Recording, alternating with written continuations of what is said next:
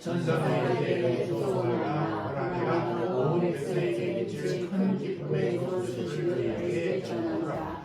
오늘날 너희 때에 너희를 위하여 구원하셨으니 곧 그리스도 주시니라. 아멘. 오늘은 누가복음 2장 10절 11절 말씀을 중심으로 성탄에 담긴 구속사적 교훈이라는 제목으로 말씀을 나누려고 합니다. 예수 그리스도의 성탄에 담긴 놀라운 구속사적 교훈입니다. 구속사라는 게 무엇이냐? 일반 역사는 두 가지로 나눠집니다. 우리가 신라 시대, 조선 시대, 고려 시대, 로마 시대, 몽골 징기스칸 나오는 우리 또 세계에서 유명한 페르시아 제국 이런 얘기 나오잖아요. 이것은 역사의 얘기, 시간의 흐름에 따라서 이것은 역사적인 일반적인 역사입니다. 구속사는 하나님께서 인류들을 구원하기 위해서 어떻게 일하고 계셨는가 하는 사건을 구속사라고 합니다. 일반 역사와 달리 구속사, 우리를 어떻게 구속하셨는가. 하나님이 인간이 돼서 예수가 돼서 이때 오셔갖고 우리를 십자가에 돌아가심으로써 그를 믿는 자마다 구원을 얻게 되는 이 역사, 이것을 구속사라 한다라는 것입니다.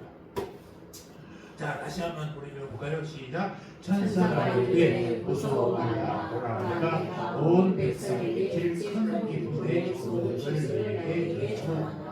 오늘날 다윗의 동네에 너희를 위하여 구원하셨으니 그리스도 주시니라. 자, 예수님께서는 마리아를 통해서 성령으로 잉태되셔서 이 땅에 뭘로 나오세요? 사람으로, 아기 사람으로 태어난 거예요. 하나님인데 그분이 예수님 인간이 되셔서 오신 분, 그분 우리가 이름을 예수라 한다라는 것입니다. 그러니까 사람을 통해서 어떻게 잉태되느냐? 마태복음 1장 16절에서 16절 한번 읽어봅니다. 시작. 야곱은 마리아의 남편 요셉을 낳았으니 마리아에게서 그리스도라 칭하는 예수가 나시니라. 야, 그는 요셉의 아버지는 누구예요? 요셉이 아버지. 좀 가까워보면 앞에 야곱은 마리아의 남편 요셉을 낳았으니, 그러니까 요셉을 낳은 사람은 누구냐고? 야곱. 그래. 문제를 놓고도 답을 몰라. 자, 그런데 요셉과 마리아는 결혼한 사이란 말입니다. 그런데 요셉을 낳으신 마리아에게서 그리스도를 칭하는 예수가 났어요. 그러니까 요셉과 마리아의 둘이서 좀 부부 결혼한 사이, 결혼하기로 약속한 사이였는데 마리아에서 그리스도를 칭하는 예수가 나셨어요. 한 18절 가서 보니까 어떻게 되냐? 시작. 예수 그리스도의 나심은 이라니라. 그 모친 마리아가 요셉과 정혼하고 동거하기 전에 성령으로 잉태된 것이 나타났더니, 요셉과 마리아가 둘이 정혼했는데 둘이 동거하기 전에 났다. 어떻게 됐어요? 성령으로 잉태됐다. 이 당시만 하더라도 우리나라도 그렇습니다. 우리나라 제가 자랄 때 누나들이 만약에 연애하고 동네에 소문난다 그러면 동네 쫓겨났어요. 그렇게 엄격했는데 이때 이스라엘도요. 이스라엘 우리나라 상당히 많이 비슷하더라고요. 몇 년 전에 성경 속에 있는 물건들이라는 주제로 전시회를 한 적이 있었습니다. 그런데 거기 가서 보고 깜짝 놀랐어요. 지금은 이제 여행도 다니고 교통도 많이 도로가 내려서 있다 그러면은 그때 그 당시는 전혀 소통이 되지 않았는데 쟁기가 똑같아. 우리는 땅이 좀 부드러우니까 소 한 마리를 걷는데 거기는 땅이 척박하니까 두 마리가 걷는 것 뿐이야. 그 쟁기가 똑같고 뭐가 맷돌이 똑같아. 야, 똑같은 전혀 다른 세상에 사는데 어떻게 물건이 똑같을까? 그러니까 하나님이 창조한 인간은 어디에 있든지 간에 거의 비슷해. 생각들이 비슷하고 사고들이 비슷하고 하는 행동들이 거의 비슷하다는 걸 절실히 느꼈어요. 그래서 그렇게 하나님이 하나님 한 분이 창조한 인간들이구나라는 것을 절실히 깨달았어요. 그래서 지금 청주 어디에가 성경의 물건들을 전시한다고 합니다. 할 때는 무슨 청주로 갔대요. 근데 언젠가 시간이 되면 가봤으면 좋겠어요. 저는 여기 남양주에서 그때 전시할 때 갔었는데 저희 동네도 다 끌고 가셨습니다. 근데 참 배우는 것이 많이 있었습니다. 지게도 똑같고 맷돌도 똑같고 전기도 똑같고 우리 일상에서 하는 것들이 거의 비슷한 걸 보면서 참 정말 똑같구나 했어요. 그래서 그 얘기를 하는 게 아니라 그 당시만 하더라도 여기도 우리도 잠깐 7, 80년대 때 얘기지만은 처녀가 예를 낳다 정말 동네에서 못 살았는데 여기도 마찬가지예요. 이때는 처녀가 예를 낳 결혼하기 전에 예를 낳으면요 돌팔매로 돌로 던져서 동네 사람들이 죽였어. 그것이 법이에요. 율법이에요. 율법. 그런데 얼마나 위험한 일이에요. 지금 요셉과 정원하고 동거하기 전인데 얘를 낳았다는 것입니다. 그 애가 어떻게 됐다고요? 성령으로 인도됐다. 그래서 마리아가 대단한 사람이잖아요. 이걸 자기 목숨을 걸고 받아들인 사람 아니겠어요? 별로 이 사람이 믿음이 좋은지 없는지를 우리에게 성경은 말하지 않고 있어요. 그럼에도 불구하고 그가 목숨을 위험이 다가오더라도 천사의 말 듣고 내가 성령으로 인도하겠다라고 결심했다는 엄청난 일이거든요. 자, 20절로 다시 읽겠습니다. 시작. 이 일을 생각할 때 주의 사자가 영원하는데 다윗의 사자가 내 안에 마리아가 데려오기를 무서워하나 저에게 잉태된 자는 성령으로 될 것이라. 그러니까 마리아가 정혼을 했지만은 지금 동거도 하는데 일을 나버렸어요. 그러니까 요셉이 마리아도 두려웠지만 요셉은 얼마나 지금 이런 말로 빡치겠느냐 이 말입니다. 예? 아니 자기 색시될 사람이 하루 첫날 밤도 안 지났는데 얘를 낳았어요. 얘를 빼버렸으니까 얼마예요? 이 두 사람들이 정말 성령의 역사가 아니면요 이들이 수용할 수 없는 일들을 수용하고 있는 것입니다. 사람이 우리가 가끔 하나님의 역사를 보면서요 세상의 상식을 초월한 것들이 너무나 많아. 제가 전도사가 돼서 신대원을 다니면서 전도사를 해야 되는데 그때는 수술하고 바로 나왔거든요. 12월 달에 10월 20일 날이니까 내가 퇴원하고 12월 달에 시험을 보고 3월 달부터 나가는데 그 신대원 교육하면서 전도사 과정을 거쳐야 돼요. 전도사 과정을 거쳐야 2년을 거쳐야 내가 강도사가 되고 강도사가 되어야 목사 시험 볼 수 있고 그러는데 이게 나갈 수가 없잖아요. 말을 못 하는데. 그런데 참 말도 못 하는 사람이 목소리도 이런 소리밖에 안 하는데 선대가 하나니까 그런데 자네한테 지적을 했다고 신청을 했어요. 그 무슨 얼마나 웃긴 얘기예요. 노래도 못한 놈이 너 하나가 왜 그러냐면 유년부 교육 유년교육 뭐라고 그랬죠? 유년부 전도사? 교회학교 거기 이제 전도사가 되면은 얘들이 얼마나 웃기겠냐고. 우리 전도사님은 나이도 많고 목소리도 이상하고 얼마나 창피해. 그러니까 내가 그거 안 가고 뭐 말 없이 지임할 수 있으니까 너 가르칠 수 있으니까. 그런데 누가 뽑아주겠어요? 30통을 보냈는데요 하나도 응답이 안 와요. 당연하지. 나는 전공자도 아니고 내가 지휘를 배웠지만 전공자가 일단 뭐 무조건 탈락이야. 그런데 내가 일단 동아교회 거기는 결코 받아주시고 그 면접을 왜 뽑았습니까? 나한테 목소리도 안 나는 사람 왜 뽑았을까 그랬더니 목소리 필요 없대. 장교 출신이니까 선배들 꽉 잡아주고 하도 말썽이 많으니까 이 대학생들, 음대생들이 지휘해보니 컨트롤이 안 되는 거야. 그러니까 장교 출신 당신하고 꽉 붙들래. 그런데 가자마자 첫 시간 딱 대면하고 접혀버렸지. 선배들이 그래가지고 얼마나 재밌었습니까? 저는 쟤들이 연습할 때는 1시간이면 연습 그만하자고 그러는데 이 양반들 선배 연습을 하면 더 1시간 했는데 더 하자고 난리. 그러지 옷을 맞춰서 자기들이 막 하지 생전처럼 교회에서 엄청난 일을 했었습니다. 참 희한하죠. 노래도 못하는 지휘를 할 수 있다는 걸 그냥 놀랬고 그걸 따라서 선배 대원들도 이상한 사람들. 그리고 웃긴 일이 있었어요. 다 하나님의 아시하고는 별질이 아니란 말이에요. 지금 마리아와 요셉도 말이죠. 이 결혼하고 결혼하기 전에 동거하기도 전에 성령으로 인도됐다. 성령으로 인도되는 받아들인 마리아도 그 엄청난 사람이지만 요셉도 그런 여자를 받아들인 것 자체가 엄청난 충격적인 일이에요. 믿음이 아니고 도저히 할 수 없는 일들이 우리 주위에 일어나고 있다는 사실. 여러분들 삶에서도 이상한 일이 일어난다고 혹시 성령님께서 아니면 생각해 보시기 바랍니다. 물론 우리를 유혹하기 위해서 마귀들도 그런 일을 하긴 합니다만은 잘 구분해야 됩니다. 그런데 두 번째 예수님의 탄생 언제냐? 하나님과 때가 되는 거예요. 그러니까 아까도 요셉과 마리아가 결혼하고 결혼할 때가 동거를 해서 첫날밤을 보내고 해가 하지면 배우가 생긴 게 아니라 하나님의 때에 딱 이루어졌다는 사실이. 자, 오늘 갈라디아서 4장 4절이라고 배웁니다. 시작. 때가 참에 하나님이 그 아들을 보내사 여자에게서 나게 하시고 율법 아래 나게 하신 것은 하나님이 아들을 보내서 여자에게서 애는 누가 나요? 여자가 아니다.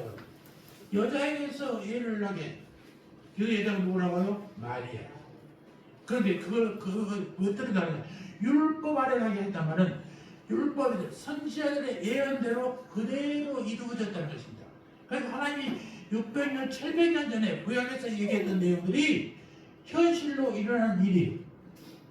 여러분 성경에서 약속한 얘기는요 절대로 그냥 지나가지 않습니다. 꼭 일어납니다. 그때가 언제냐? 나의 때가 아니라 하나님의 때에 일어난다는 사실을 여러분 믿으시기 바랍니다. 혹여나 종말의 때가 언젠가 얘기하고 그런 사람들이 있으면 절대로 믿지 마십시오. 그때는 누구만 알아요? 하나님만 아는 거예요. 70, 90 몇 년도인가? 92년도 92년도인가요? 성산동에서 교회에서 난리가 났었습니다. 그때가 9월 30일인가 그 밤에 있는데 휴거가 일어난다고 난리가 쳤습니다. MBC 방송국도 가서 촬영하고 있었습니다. 12시간 되면 휴거가 일어난다고 백날 기도하고 소리 지르는데 아무것도 일어나지 않아. 그래서 그 교회들이 다 사라졌어요. 그런데 우리 여기 교회 어떤 교회 옛날에 서울내저 있는 자리에 무슨 거기 교회가 하나 생겼죠. 크게 생겼어요. 학교 뒤에 중학교 뒤에 그렇군요. 몰라? 네. 거기 엄청난 그 우리 교단에 소속이 있는데 거기에 그 무리들이 낑겨 있어요. 그래 이단으로 취급받으면 내가 이단이 아니다라고 신학적으로 증명해야 되는데 이 사람은 아무 얘기도 안 하는 거예요. 그래서 교단에서 축출해 버렸어요. 그런데 여기 와서 알고 보니까 그런 사람들이 아직도 모여 있는 거예요. 여러분 하나님의 때는 여러분들이 할 수 있는 거 아니에요. 하나님만이 할 수 있는 거예요. 자 마태복음 2장 7절부터 다 같이 봅니다. 시작. 이에 헤롯이 가만히 박사들을 불러 별이 나타난 때를 자세히 묻고 헤롯 그때 임금이었는데 헤롯이 자기 왕권을 지키고 있는데 별이 나타난 때를 자세히 보는 거예요. 별이라는 것은 또 다른 왕의 모습이거든요. 이 왕이 나타나면 헤롯이 자기 자리가 위험한 거예요. 그래서 헤롯은 이 새로운 왕이 나타나면 그때를 완전히 없애버리려고 하는 거예요. 그래서 태어난 아이들을 싹 죽여버렸잖아요. 이런 잔인한 사회가 어디에 있겠어요? 우리나라 역사에서도 그 공권력으로 사람을 죽인 국민들을 죽인 일이 많이 있었습니다. 여러분들이 기억 못 하십니다만 제일 많이 죽였던 국민에게 총칼을 들이고 많이 죽였던 사람이 이승만 대통령이에요. 그때는 남북전쟁이 일어나고 빨갱이들이 득실득실하고 이 빨갱이들을 잡으려고 하는 목적은 좋은데 그냥 그 동네를 작살을 내버려요. 대표적인 예가 여순 반란 사건, 요즘엔 뭐라 하는지 모르겠는데 또 제주도 4.3 사건 이런 것들이 동네에 불순분자들이 숨어 있었는데 그 불순분자를 없애기 위해서 동네의 어린 아이들 유부녀까지 다 죽여버렸어요. 그래서 그런 난리가 나와요. 지금 이제 세상이 좋아지니까 그런 얘기가 나옵니다만 옛날에 그랬어요. 공권력이 그게 무서워요. 헤롯 왕도 지금 자기 왕권을 누군가가 감히 내 자리를 놀리려고 그러니까 태어난 애기를 싹 죽여버려요. 무서운 일이잖아요. 이런 일을 해놓고도 떳떳이 하나를 쳐다보고 살고 있는 국민들이하고 대통령 지도자들이 있다는 사실이에요. 요즘에도 그렇지 않습니까? 자, 그러면 아기 예수님이 탄생 전후의 노점들 보죠. 어떻게 예수님이 탄생해서 어떤 태어나는 막 상당히 많은 고생을 하신 분이에요.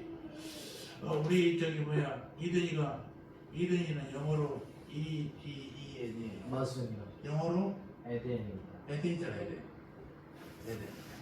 그러면 에덴을 영어 발음으로 이든이라고 하는 거예요. 그 말이죠. 저는 태어나죠 8개월 했지만 예수님은 그보다 더 적은 태어나자마자 움직였어요.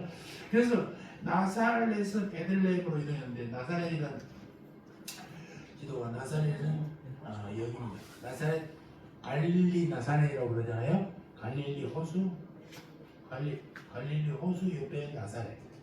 여기는 예루살렘 밑에 베들레헴. 그러니까 여기서 여기까지 내려왔다는 거예요. 큰 여정을 내렸어요. 그러니까 나사렛 베들레헴으로 이동해서 애를 낳았단 말입니다. 그런데 왜 베들레헴 낳는가? 자, 누가복음 2장 4절입니다. 시작. 요셉도 다윗의 족속이고 갈릴리 나사렛에서 유대를 향하여 베들레헴을 하는 다윗의 동네로. 그 다음에 그 정원한 마리아와 함께 호적하러 올라오니 마리아가 이미 잉태되더라. 그러니까 잉태된 상태에서 나사렛을 베들레헴까지 갔어요. 그러니까 여기 보니까 아까 지도 보니까 베들레헴 밑에고 나사렛이 위잖아요. 그런데 베들레헴으로 올라갔다고 표현하잖아요. 왜 그럴까요? 왕이 있는 곳은 아까 제일 높은 곳입니다. 부산에서 서울로 올라간 곳은 맞죠. 그런데 신의주에서 서울로 올라갔다고 그럽니다. 왜 그래요? 서울은 왕이 있었던 곳이니까 항상 제일 높은 곳이 서울이에요. 그래서 그런 올라갔다는 표현을 쓴다는 사실을 보시면서 잘 생각해 봅시다. 그러니까 애를 낳으려고 베들레헴까지 오서 베들레헴 마을권에서 나신 예수님이란 말입니다. 여기는 확대해서 본 그림이에요. 사해 옆에 예루살렘이고 예루살렘 밑에 바로 베들레헴이 있다는 것을 머릿속에 기억하시면 예수님이 얼마나 긴 길을 여행하셨는가, 낳기도 전부터 이렇게 고생하셨단 말입니다. 자, 베들레헴에서 나셨는데 어떻게 했냐? 태어나신 후에 애국까지 피신했어요. 왜 피신했다고요? 아까 헤롯 왕이 새로운 왕이 태어난다는 소식을 듣고 겁을 먹으니까 어린아이들을 다 죽여버리겠다는 것입니다. 자, 마태복음 2장 13절 시작. 저희가 주의 사자가 요셉에게 형모하였되 헤롯이 아기를 찾아 죽이려 하니 일어나 아기와 그의 모체를 내고 애국으로 피하여 내가 내게 이를 때까지 거기 있으라 하시니. 그러니까 벌써 천사가 그에게 얘기한 것입니다. 왜? 하나님의 아들을 죽이면 안 되잖아요. 어떤 하나님은 살리시는 것입니다. 방법을. 천사를 통해서 헤롯이 애들을 다 죽이려 한다. 도망가거라 라고 하는 것입니다. 자, 그럼 그 다음에 애굽에서 또 나사렛 땅으로 또 다시 성경은 아마 2, 3주 21일에서 25일 정도를 애굽에서 있다가 올라온 것으로 기록되어 있어요. 자, 마태복음 2장 19절 봅시다. 시작. 헤롯이 죽은 주의 사자가 애굽에서 요셉에게 명령하여 간대 일어나 아기와 그 모치를 데리고 이스라엘 땅으로 가라. 아기의 목숨을 찾던 자들이 죽었느니라 하시니 요셉이 일어나 아기와 그 모치를 데리고 이스라엘 땅으로 들어오니라. 그러나 게르나움과 그 붙인 헤롯을 이어 유대의 이름됨을 듣고 거기로 가기를 무서워하더니 꿈에 지시하심을 받아 갈릴리 지방으로 떠나가 나사렛 동네에 와서 사니 이는 선지자로 하신 말씀에 나사렛 사람이라 칭하리라 하심을 이루려 함이라. 헤롯이 아이들을 다 죽이려고 그랬는데 헤롯이 죽고 나서 헤롯의 아들 아켈레오가 왕이 됐어요. 그러니까 그 같은 족속이니까 두려워 있는데 불구하고 하나님이 가라 명하니까 천사의 말을 듣고 움직이게 되니까 나사렛 땅으로 올라가셨어요. 자, 그러면 나사렛에서 예루살렘으로 가서 장자 헌신회와 결례를 하셨다고 그러는데 장자 헌신회는 뭐냐? 아이가 처음에 태어나면 하나님께 헌신을 드리는 그 예식입니다. 제가 기억하기 좋은 기억은 어떤 교회에 갔더니 제가 목회하기 전에 어떤 교회에 갔더니 교회에 참 아이를 낳아서 오면 광대상에서 목사님이 원수를 기도를 부르죠. 선수에 따라 이런 게 아니라 예배 시간에 첫 아기 되어서 안수를 기도해 주더라고요. 참 멋있잖아요. 그런 게 제가 장대한 헌신입니다. 결례는 여자가 애를 낳고 나서 깨끗한 몸인데 회복된 것을 증명하는 것을 결례라고 그럽니다. 그것이 결례예요. 자, 누가복음 22장 22절 시작. 모세의 못대로 결례의 날이 참에 아기를 데리고 예루살렘에 올라가니 결례의 날 참회니까 부모가 결례의 기억이 딱 지나니까 이제 아기를 데리고 예루살렘에 올라갔다고 기록했어요.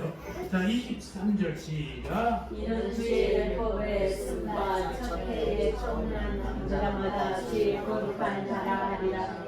한대로 아이를 죽게 데리고 아이가 태어나면 그에게 이렇게 거룩한 자다고 인쳐주는 것이 장자 헌신이고 결례는 아까 얘기했듯이 여자들이 아이를 낳고 나서 사흘이 다 끝났을 때에를 결례라고 합니다. 그 결례 기한이 뒤에 나오는데요. 자, 5번 결례가 끝난 후에 다시 나사렛으로 돌아와서 어린 채를 보냈다. 나사렛을 어디로 오세요?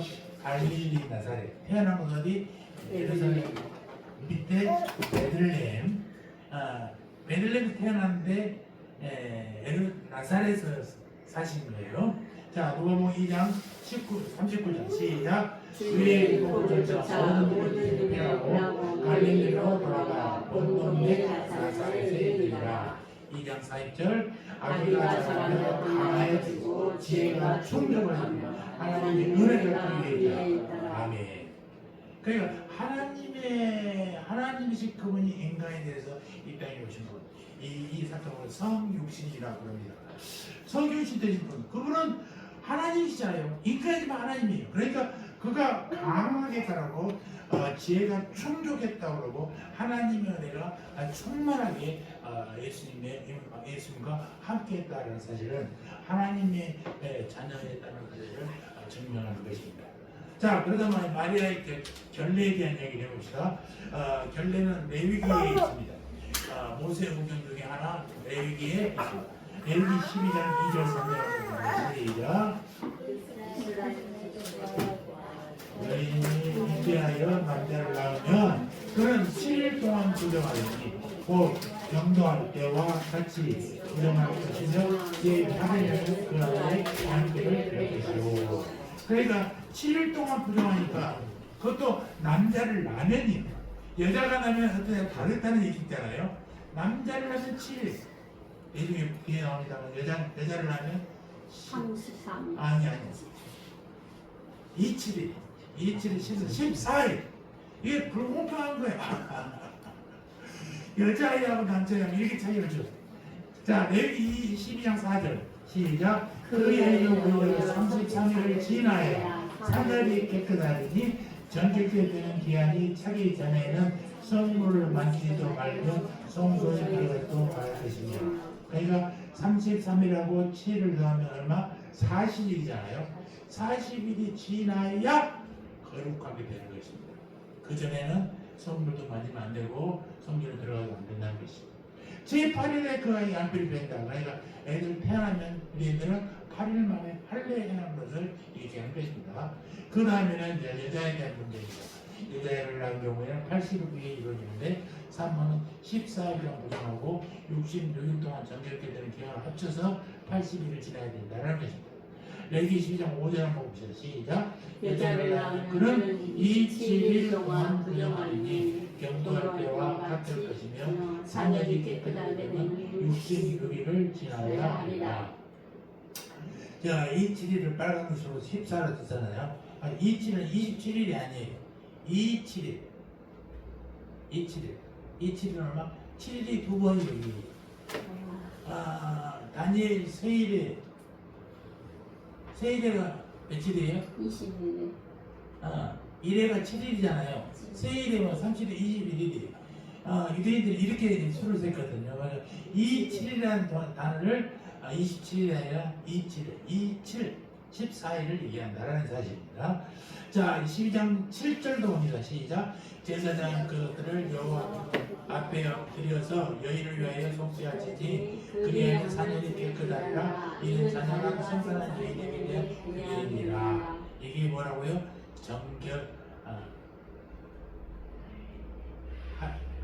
결례 예식이다라는 사실입니다. 8절 시작. 여인의 힘이 어린 양에 미치지 못하거든 산비둘기나 집비둘기 새끼들을 가져다가 하나는 속죄물로 삼을 것이요 제사장은 위하여 속할지니 그가 정죄하리라. 여인의 힘이 어린 양에 미치지 못하거든 말 뭐냐? 양을 살 만한 돈이 없거든. 돈이 없는 사람들은 양은 비싸니까 비둘기로 드리는 것입니다. 그러니까 형편에 맞게 꼭 양만 드려야 되는 양이 원칙이지만 양이 드실 수 없으면 이렇게 산비둘기 돌이나 집비둘기 새끼돌을 가져다가 얹어서 드리고 있다는 사실입니다. 자, 마리아의 결례를 행한 때가 그래서 언제냐? 예수님이 태어나시고 42일째이다. 그렇다면 거꾸로 마리아의 결례일이 며칠 나는지 알았더라면 예수님이 언제 탄생한지 알았을 거 아니에요. 그래야 그래요. 그죠? 그런데 그 당시만 하더라도 예수님이 중요하지 않았어요. 사람들이 몰랐단 말이에요. 그러니까 계산하지 않았어. 그래서 12월 25일이 크리스마스가 성탄절로 지키는 것은 그 당시 로마에서 기독교를 국교로 받아들이는 후였거든요.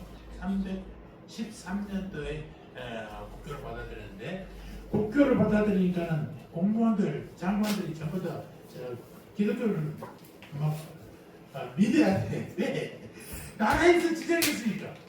옛날에는 그 황제만 숭배했는데 이제는 기독교를 종교를 지정하니까 믿어야 출세를 하는 거예요. 그런데 12월 25일 로마의 태양절이에요. 태양절. 그런데 사실은 실제적인 태양은 누구예요?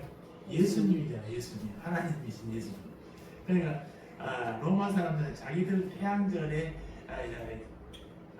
예수님의 생일을 했지만 결국에는 태양이 두 개가 있을 수 없어요. 하나이신 태양, 예수님의 생일이 된 것입니다. 그래서 사실은 예수님의 탄생은 아무도 관심 붙어서 언제 태어났는지 기록도 생일이 없는 사람이 있는데 로마 시대에 태양절을 대신 성탄절로 지켰다라는 것을 여러분 보시고 또 동방종교 우리는 서양종교 쪽인데 동방종교 쪽에서는 크리스마스가 1월 6일입니다. 우리는 그날이 주현절이라고 그러는데 하나님께서 현명을 나타나셨다 주현절이라고 그러는데 동방종교에서는 그날을 성탄절로 지키기도 한다는 것입니다. 자, 그렇다면 아기 예수님이 피난하신 예복은 구체적으로 어디일까로 우리가 생각해 볼 필요가 있습니다.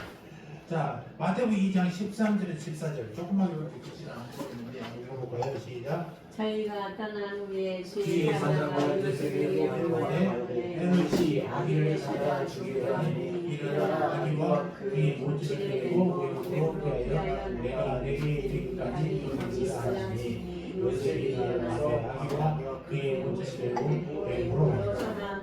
그러니까 애국으로 못 데려갔어요? 피신하려고 했죠. 피신하려고 왔는데 그럼 어디까지 갔을까를 우리가 한번 날짜를 계산해 보면서 알아볼 수 있습니다. 자, 여기 두 가지들이 있어요. 한 가지는 아기 예수 피난교회가 애국에 있습니다. 정말 피난교회가 있는데 여기까지 갔을까? 아니면 여기가 국경인데 국경 바로 지나면 엘 아리쉬라는 도시가 있어요. 여기 갔을까를 추측해 보는 거죠. 그러니까 베들레헴에서 엘 아리쉬까지는요 175km. 그럼 일주일 걸린단 말이에요. 만약에 3 아기를 데리고 산모가 아기를 타고 간다 하더라도 그 정도 걸릴 거란 말이죠. LRC 교회에서 LRC에서 이 피난처 교회가 있는 곳까지는 320km예요. 그러면 훨씬 더 많이 걸리겠죠. 한 14일은 걸렸어요. 14일 정도 걸리지 않겠냐 이거입니다. 자, 그런데 애굽에서 아까도 예수님 헤롯이 죽을 때까지 머물러서 따고 오는 것이 거의 한 21일, 25일, 한 3주 정도가 걸린다라고 했단 말입니다. 그러니까 LRC에서 나사렛까지는 여기서 나사렛까지는 247km, 나사렛에서 예루살렘까지는 136km, 3일은 걸려요. 그러니까 또 합쳐봐. 아까도 결례를 행하기 위해서 41일 만에 결례 행하기 위해서 다시 오셨잖아. 마리아가 왔잖아요. 그러면 이 아기 예수 피난 교회까지 갈 수가 없어. 갔다 올 수가 없어. 사실은 헤롯이 힘이 작용하는 데는 언제까지 국경이야. 국경 넘으면은 헤롯은 더 이상 침범할 수가 없어. 그러니까 LRC가 훨씬 더 유력하다. 날짜를 봐도 또 거리를 봐도 여기까지 갈 필요가 없었다라는 것이 성경학자들이 요즘에 지나고 있습니다. 그래서 피난교회 때는 40일이 훨씬 더 많거든요. 그러니까 결례의 날까지 올 수가 없게 된다는 사실을 참고하다면 LRC 국경 바로 지나서 있는 첫 도시 LRC가 유력하겠다라는 결론을 가지고 있는 것입니다. 자, 그러면 어떻게 요셉과 마리아는 처음 가는 길을 실수 없이 갈 수 있었을까? 그때는 나침반도 없고 이렇게 내비게이션도 없을 때잖아요. 그런데 어떻게 갔냐? 자, 이거는 말씀의 성취밖에 이루어질 수 없다는 것입니다. 마태복음 2장 15절을 찾아봅시다. 했더니 사모님은 성경을 찾고 있다고 아까 보니까 내가 다 찾아냈죠. 다시 시작. 헤롯이 죽기까지 거기 있었으니 이는 주께서 선지자를 통하여 말씀하신 바 애굽으로부터 내 아들을 불렀다는 이유로 하십니다. 그러니까 이미 예언한 대로 애굽을 갔어요. 가서 부르니까 다시 왔어요. 그것이 그대로 말씀이 이루어지는 사실이에요. 자, 호세아서를 봅시다. 호세아 11장 1절 시작.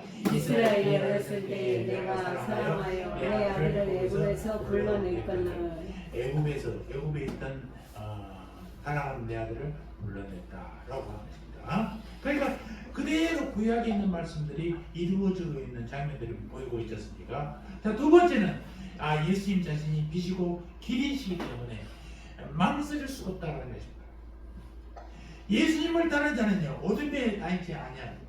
아멘. 아멘. 요한복음 8장 12절. 오늘 말씀에서 근거해서 공부하는 거니까 시작. 예수께서 또 말씀하시되 나는 세상의 빛이니 나를 따르는 자는 어둠에 다니지 아니하고 생명의 빛으로 얻으리라. 자, 2번 예수님은 빛을 지으신 분이잖아요. 창세기 1장 1절에 1장 2절 3절 빛이 이스라엘에 빛이 있었고 빛이 이스라엘과 빛이 있었어요. 자, 그 다음에 세 번째 예수님 얼굴에도 빛이 있어요. 고린도후서 4장 6절 마태복음 17장 2절대로 참고해서 보시기 바랍니다. 이 강의라는 교수님은 어떻게 하시냐면 길을 잘못 가면 이 꼬마 아이가 막 운대요. 옳았을 가능성이 있대요. 그래, 이 아이가 배워하고 이쪽으로 가면 예수님이 더 안 오는데야. 그럴 가능성도 없지 않지 않습니까? 왜? 예수님이 길이시니까, 또 예수님이 하나님이니까. 그래서 그 교수님의 얘기가 재밌지만은 사실 가능성도 배제할 수는 없다라는 것을 우리가 공부할 수 있겠습니다. 그래서 마리아가 요셉 잘못 이도하면 아기 예수님이 어떤 표시를 해서라도 다른 길로 가게 했을 것이다. 바로 예수님이 빛이니까. 자, 결론적으로 예수님 탄생은 기뻐하신 일부 사람들 중에 평화로다. 라는 사실을 얘기가 있죠. 백화점에서도 교회에서도 있었는데 하늘에는 영광, 땅에는 예, 근데 기뻐하시는 땅에는 평화 있습니까? 사실은 평화가 없잖아요. 그러니까 교회도 그렇게 얘기하면 안 된다고 해요. 여러분들이 성도들이 땅에는요 그냥 평화가 있는 게 아니라 기뻐하심을 입은 사람들 중에 평화예요. 예수를 아는 사람들에게 평화지 예수를 모르는 사람들은 그저 먹고 마시고 한다고 받아버려요. 제가 크리스마스 이전에 12월 한 달 동안 10년 전에 그 구세군을 모금 운동을 했어요. 저 세내역 잠실 세내역인가? 송파 옛날에 신천이었는데 신천은 어딘지 모르니까 사람들이 잠실 이름을 내야 된대. 그래야 잠실 세내역으로 바꿔서 우리가 살고 있는 거에 내가 살고 있는 데 잠실이다. 잠실에야 폼이 난다는 거예요. 거기서 이걸 했는데 그 뒤에가 그 뭐예요 새마을 시장 골목이고 엄청나게 사람들 많잖아요. 그리고 그 앞에가 도로 사이가 위험한데. 그런데 이제 주차를 뒤에다가 해놓고 그 골목으로 가서 오는데 골목에 그 호텔 골목에 여자들이 어떻게 담배를 많이 피는지 이 밑에를 가 아예 바닥. 넥타이 메고 깨끗하고 입고 다니는 사람들이 10,000원짜리 하나 넣는 걸 못 봤어. 내가 참 감명 받은 게 허름한 할머니야. 그 뒤에 녹색이 이만큼 메고 할머니가 오그라지고 그러니까 오더니 우리가 이제 처음에 그 구세군 그 보호함을 차리고 있는데 지나가다가 탁 놓고 가는 거예요. 그래서 구멍으로 들여다봤지 얼마짜리 넣나. 뭐 10,000원짜리는 되겠지. 아니면 커야 10,000원짜리 아니면 1,000원짜리 몇 개 넣겠지 했는데 5마리를 탁 놓고 가는 거예요. 한참 쳐다봤어요. 술 먹고 넥타이부터 지나가면요 보고 스쳐서 보고 지나가버리지 넣지도 않아요. 야 그래서 참 이렇게 어려운 사람들 돕고자 하는 것도 아무나 하는 거 아니구나 결심되겠습니다. 여러분들 하나님 은혜에 충만한 사람들이니까 정말 많이 도와주시기 바랍니다. 도울 수 있을 정도로만 하늘에서 도와달라는 게 아니라 하여튼 도울 수 있을 정도로. 그래서 그런 것이 내가 받은 은혜를 우리 이웃들과 나누는 거잖아요. 절대로 하늘의 영광 땅에는 평화로 가지 마시고 그 문구가 대구가 있으니 그렇게 쓰기를 합니다만 절대로 하늘에는 영광 땅에는 기뻐하심을 입은 사람들 중에 평화라는 사실을 여러분 기억하시기 바랍니다. 아멘. 아멘. 그래서 지극히 높은 곳에는 하나님께 영광이고 땅에는 14절 시작 지극히 높은 곳에서는 하나님께 영광이고 땅에서는 기뻐하심을 입은 사람들 중에 평화로다. 여러분 꼭 땅에는 평화하면 앞에다가 기뻐하심을 입은 사람들 중에 평화라는 사실을 믿으시기 바랍니다. 이 기뻐하다는 뜻은 무슨 뜻이냐? 마태복음 11장 6절 보니까 올소이다 이렇게 된 것이 아버지의 뜻이니이다 라고 했어요. 그 아버지의 뜻이 뭐냐? 바로 선한 뜻, 헬라어로서는 그 선한 뜻을 얘기하는 기뻐하시다는 말이 빌립보서 2장 13절에도 한번 읽어봅니다. 시작. 너희 안에 하시는 이는 하나님이시니 자기의 기쁘신 뜻을 위하여 너희에게 소원을 두고 행하게 하시나니. 이 단어들이 아버지의 뜻, 기쁘신 뜻 이게 다 기뻐하심을 입은 그 뜻 헬라어 동일한 단어예요. 그래서 하나님의 뜻이 기뻐하신 뜻이고 기뻐할 뜻이 바로 선한 뜻이구나 라는 것을 알 수가 있습니다. 자 그렇다면 우리 어떻게 해야 되냐? 자 우리 마지막 우리의 한번 읽어보면서 마치겠습니다. 시작. 우리의 남은 인생은 나의 뜻을 이루고 사는 것이 아니라 하나님의 선한 뜻 기뻐하심을 이루며 살아가야 한다. 하나님이 기뻐하신 일만 하시기 바랍니다. 또 우리 표가 어떻게 됐다고 해요? 시작. 내 삶의 주인 예수. 내 삶의 주인이 예수니까 예수님만 기뻐하신 뜻을 여러분 향하여 사는 여러분들 되시기를 주의 이름으로 축원합니다. 아멘.